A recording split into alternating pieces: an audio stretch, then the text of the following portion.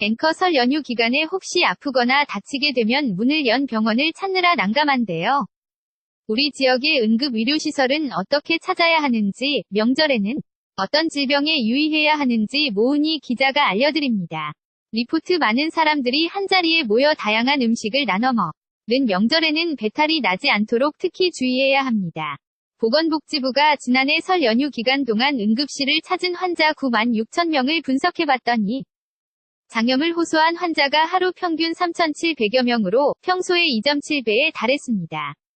설 연휴 동안 복통 환자는 하루 평균 1,400여 명, 두드러기 환자는 640여 명으로 각각 평소 환자 수의 1.7배를 넘어섰습니다. 대부분이 음식을 잘못 섭취한 탓에 일어나는 질병으로 보건당국은 식품을 다룰 때 손 씻기와 냉장 보관 등 위생에 각별히 신경 써줄 것을 당부했습니다. 명절 기간에는 화상 환자도 평소의 2배로 늘어납니다. 화상을 입었을 때는 해당 부위에 찬물을 흘려주고 물집이 터지지 않도록 주의해야 하며 얼음찜질은 하지 않습니다. 설 연휴에도 전국의 응급실 526곳은 평소와 다름없이 24시간 운영됩니다.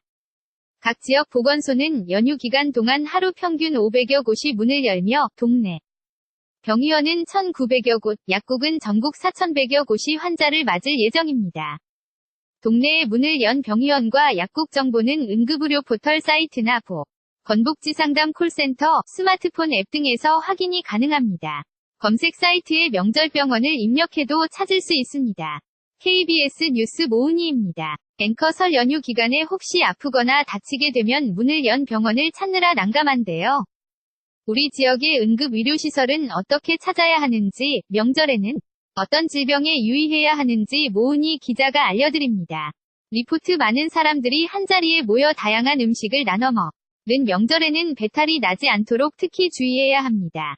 보건복지부가 지난해 설 연휴 기간 동안 응급실을 찾은 환자 9만 6천 명을 분석해봤더니 장염을 호소한 환자가 하루 평균 3,700여 명으로 평소의 2.7배에 달했습니다.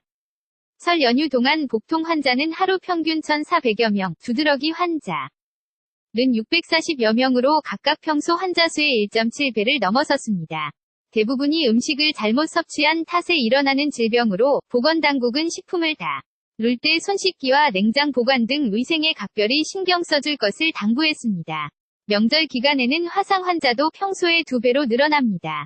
화상을 입었을 때는 해당 부위에 찬물을 흘려주고 물집이 터지지 않도록 주의해야 하며 얼음찜질은 하지 않습니다. 설 연휴에도 전국의 응급실 526곳은 평소와 다름없이 24시간 운영됩니다.